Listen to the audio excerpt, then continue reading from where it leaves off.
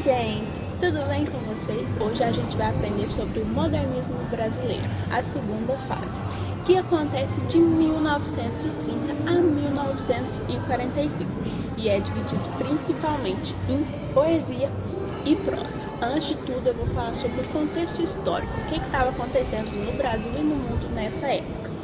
No mundo, no geral, estava acontecendo a Segunda Guerra Mundial, a ascensão do nazismo, do fascismo, da Alemanha nazista e também a crise de 1929, que impactou todas as economias do mundo, inclusive a do Brasil. No Brasil estava acontecendo a ditadura Vargas e também em 1932 teve a Revolução Constitucionalista, feita pelo próprio Getúlio Vargas. Além disso, teve a reforma tenentista no Brasil. Quais são as características da segunda fase do modernismo no Brasil? A primeira fase, lembrando que era uma perspectiva de destruição, de construir algo novo, de uma negação da arte clássica e das influências anteriores. A segunda fase já apresenta uma característica mais conciliadora e olha para o passado, para a influência clássica de uma maneira positiva, como se pudesse utilizar algo dela. Tanto que os sonetos que representam esse classicismo voltam a aparecer nessa segunda fase. Além disso, outra característica que aparece é a passagem daquela questão nacionalista, de uma construção de uma identidade nacional. Essa perspectiva passa a ser de uma análise do contexto histórico no geral, de tudo que estava acontecendo no mundo nessa época. E aí a questão nacionalista, ufanista, de construir uma identidade nacional fica meio de lado. Em meio a tanta guerra e destruição, o poeta passa a olhar para esses novos problemas e não mais para uma questão de identidade. Outra característica é que os escritores da segunda fase se preocupam, se voltam para os problemas sociais que existiam no Brasil. Então eles vão fazer uma crítica social e por isso que também a segunda fase é chamada de neorrealismo. Assim como o realismo do Machado de Assis tinha feito uma crítica social, essa segunda fase vai continuar essa perspectiva de crítica social, mas com as características que já tinham sido usadas na primeira fase, como a linguagem coloquial, uma linguagem simples, sem uma preocupação excessiva com a gramática. Então, todas as características que foram utilizadas na primeira fase vão aparecer e vão ser utilizadas também na segunda fase. Nessa época vai ter os intérpretes do Brasil, que é o Gilberto Freire, com a sua obra Casa Grande Senzala, que ele vai fazer uma análise sociológica da sociedade brasileira naquela época, e também o Sérgio Buarque de Holanda, que vai escrever o livro Raízes do Brasil. Então, esses dois intérpretes são muito importantes para esse contexto histórico, para a segunda fase do modernismo. Na prosa, que é o primeiro item que eu vou falar, a produção nordestina é a principal, mas tem uma exceção, que é a produção do Érico Veríssimo, que acontece no sul do país. Mas a prosa é principalmente nordestina, com os autores do Nordeste que vão fazer denúncias sociais e vão mostrar as mazelas sociais do Nordeste e também da sociedade em geral. Os dois principais representantes da prosa nessa segunda fase moderna é o Graciliano Ramos, que é um autor nordestino, e ele é conhecido precisamente pela sua linguagem concisa e rígida, que reflete muito bem os próprios personagens que ele descreve. Sua obra principal é A Vidas Secas, que ele vai mostrar sobre a vida do retirante nordestino, o Fabiano. E essa obra é muito importante para os vestibulares em geral. Nessa obra vai mostrar a animalização do homem. O Fabiano, ao longo da história, se vê como um animal e ele também não sabe ler, ele não sabe fazer conta e ele é explorado pelo patrão. E aí o Graciliano Ramos faz essa crítica social da exploração do nordestino, tanto pelo Estado, quanto pelas próprias pessoas, quanto pelos patrões. Assim, a Vitória a mulher dele, é a que meio que controla a casa porque ela conseguia fazer conta. E ela vê que o Fabiano está sendo enganado pelo patrão, mas nada acontece. E os dois meninos, que são tão animais que nem nome possuem. É menino mais novo e menino mais velho. E a cachorrinha baleia, que é uma das principais da história, e ela demonstra um caráter de ser humano. Eu vou ler um trechinho da peça quando o Fabiano fala para si mesmo que ele não é um ser humano. Fabiano, você é um homem, exclamou em voz alta. Conteve-se, notou que os meninos estavam perto. Com certeza iam admirar-se ouvindo-o falar só. E pensando bem, ele não era um homem. Era apenas um cabra ocupado em guardar coisas dos outros. Vermelho, queimado, tinha os olhos azuis, as barbas e os cabelos ruivos. Mas como vivia em terra alheia, cuidava de animais alheios, descobria-se, encolhia-se na presença dos brancos e julgava-se cabra. Olhou em torno, com receio de que, fora os meninos, alguém tivesse percebido a frase imprudente. Corrigiu-a, murmurando: "Você é bicho, Fabiano." O outro autor muito importante é o Jorge Amado, que inclusive várias obras dele viraram novela. A obra principal dele de crítica social é o Capitães da Areia, onde ele vai falar sobre os meninos que viviam em situação de rua no Nordeste. Por isso que os meninos eram chamados de Capitães da Areia. Todas as obras da prosa da segunda fase do modernismo vão refletir as mazelas sociais e vão fazer críticas duras aos problemas sociais existentes no Brasil. A poesia da segunda fase vai demonstrar essa característica de conciliação entre a primeira fase do modernismo e também entre as influências clássicas. Os principais poetas da segunda fase na poesia é a Henriqueta Lisboa, o Murilo Mendes, que também participou da primeira fase, Cecília Meirelles, Carlos Drummond de Andrade, Manuel Bandeira e o Mário Quintana. Vou falar mais detalhadamente de cada um desses, também vou ler alguns trechinhos das suas poesias. O primeiro poeta que também participou da primeira fase do modernismo é o Manuel Bandeira. Manuel Bandeira foi diagnosticado com tuberculose ainda novo e por isso essa doença acompanha o resto da vida e o médico deu uma estimativa de vida para ele que ele viveria poucos anos, mas ele viveu muito tempo, mais do que vários dos poetas contemporâneos a ele. Então, por causa dessa doença, vai aparecer muito a característica de medo da morte, de insatisfação, de questionamento sobre a sua vida e sobre a sua existência. Vou ler 2 exemplos de poesia dele para vocês verem como essas características que eu acabei de falar vão aparecer na obra dele. Pneumotórax. Febre, hemoptise, dispneia e soros noturnos. A vida inteira que podia ter sido e que não foi. Tosse, tosse, tosse. Mandou chamar o médico. Diga 33, 33, 33, 33. Respire. O senhor tem uma escavação no pulmão esquerdo e o pulmão direito infiltrado. Então, doutor, não é possível tentar o pneumotórax? Não. A única coisa a fazer é tocar um tango argentino. O bicho. Vi ontem um bicho na imundície do pátio, catando comida entre os detritos.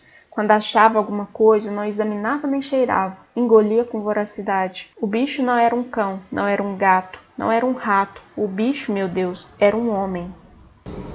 Além disso, ele também vai pegar muito esse aspecto da primeira fase moderna de construir uma poesia usando uma linguagem coloquial, uma linguagem do cotidiano. Mas em todas as suas poesias sempre vai aparecer aquela crítica social rígida que é característica da segunda fase do modernismo. A outra poeta da segunda fase do modernismo é a Cecília Meirelles. A Cecília Meirelles demonstra uma característica um pouco diferente dos outros poetas, porque ela possui uma linguagem muito elevada, uma linguagem muito elaborada e mais complexa do que o que era utilizado pelos outros poetas. Ela também vai demonstrar uma espiritualidade, porque ela é muito influenciada pela filosofia oriental e também pelo misticismo. Vou ler alguns exemplos de poesia dela para vocês perceberem como essas características vão aparecer nas suas obras. Biografia. Escreverás meu nome com todas as letras, com todas as datas, e não serei eu. Repetirás o que ouvistes e o que leste de mim, e mostrará meu retrato, e nada disso serei eu. Dirás coisas imaginárias, invenções sutis, engenhosas teorias, e continuarei ausente. Somos uma difícil unidade, de muitos instantes mínimos, isso seria eu. 1000 fragmentos somos, em jogo misterioso, aproximamo-nos e afastamo-nos eternamente. Como me poderão encontrar? Novos e antigos todos os dias, transparentes e opacos, segundo o giro da luz, nós mesmos nos procuramos, e por entre as circunstâncias fluímos, leves e livres, como a cascata pelas pedras. Que mortal nos poderá prender? Ou isto ou aquilo, ou se tem chuva e não se tem sol, ou se tem sol e não se tem chuva, ou se calça a luva e não se põe um anel, ou se põe um anel e não se calça a luva. Quem sobe nos ares não fica no chão, quem fica no chão não sobe nos ares. É uma grande pena que não se possa estar ao mesmo tempo em 2 lugares. Ou guardo o dinheiro e não compro o doce, ou compro o doce e não guardo dinheiro, ou isto ou aquilo, e vivo escolhendo o dia inteiro. Não sei se brinco, não sei se estudo, se saio correndo ou fico tranquilo, mas não consegui entender ainda qual é melhor, se é isto ou aquilo. O nosso terceiro autor da segunda fase do modernismo é o Vinícius de Moraes, que vai fazer poesias de exaltação à mulher falando sobre o amor, porque na segunda fase do modernismo vai voltar essa subjetividade que não aparecia na primeira fase moderna. Então, o Vinícius de Moraes vai fazer poesias falando sobre a mulher, sobre o sentimento, mas também vai fazer poesias de crítica social, como a Rosa de Hiroshima, que ele faz uma crítica sobre as bombas atômicas jogadas no Japão. Ele também é conhecido por ser um músico e participar do Bossa Nova, que é um movimento da música que vai acontecer principalmente na década de 50 e 60. Soneto de fidelidade. De tudo ao meu amor serei atento, antes e com tal zelo e sempre, e tanto que mesmo em face do maior encanto, dele se encante mais meu pensamento. Quero vivê-lo em cada vão momento, e em louvor hei de espalhar meu canto, e rir meu riso e derramar meu pranto, ao seu pesar ou seu contentamento. E assim, quanto mais tarde me procure, quem sabe a morte, a angústia de quem vive, quem sabe a solidão, o fim de quem ama, eu posso me dizer do amor que tive, que seja imortal, posto que é chama, mas que seja infinito enquanto dure. A Rosa de Hiroshima. Pensem nas crianças mudas telepáticas, pensem nas meninas cegas e inexatas, pensem nas mulheres rotas alteradas, pensem nas feridas como rosas cálidas, mas não se esqueçam da rosa, da rosa, da Rosa de Hiroshima, a rosa hereditária, a rosa radioativa, estúpida e inválida, a rosa com cirrose, a antirrosa atômica, sem cor, sem perfume, sem rosa, sem nada.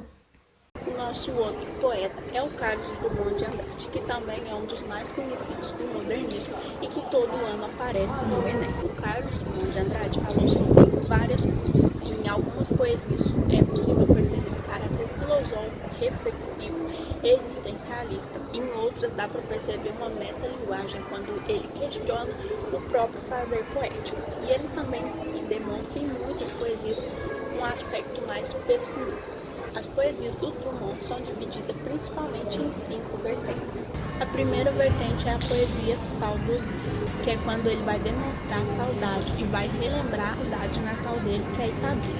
Ele se mudou para o Rio de Janeiro e nunca mais voltou para Minas Gerais, mas Itabira estava sempre no coração dele. Então, esse tipo de poesia de saudade, de lembrança e de memória é considerado uma vertente das poesias do Drummond. Confidência do Itabirano. Alguns anos vivi em Itabira, principalmente nasci em Itabira.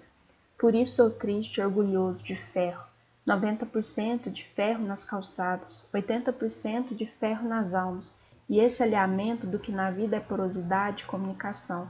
A vontade de amar que me paralisa o trabalho vem de Itabira, de suas noites brancas, sem mulheres e sem horizontes, e o hábito de sofrer que tanto me diverte é doce herança itabirana.